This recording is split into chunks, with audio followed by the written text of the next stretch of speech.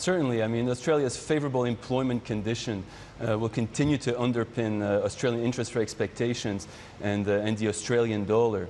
The employment report today was very strong, largely on the back of an increase in full-time jobs. The participation rate's up, hours work is up, so that's an indication that labor market utilization in Australia has improved. But remember, the underemployment rate, which is a broader measure of the unemployment rate in Australia, remains fairly elevated, suggesting that wage growth will take a bit longer to pick up, which is why we continue to expect the RBA to remain on the sidelines for the foreseeable future. But, okay. Yeah.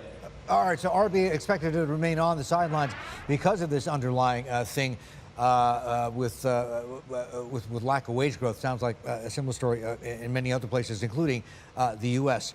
What does that suggest about the Aussie dollar strength we're seeing today, that it won't last for long?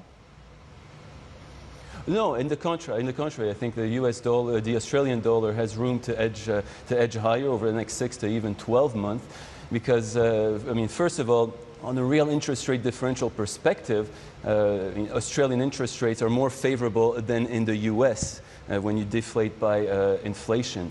Secondly, Australia's current account deficit is narrowing, and that will continue to raise the fundamental value of the Australian dollar.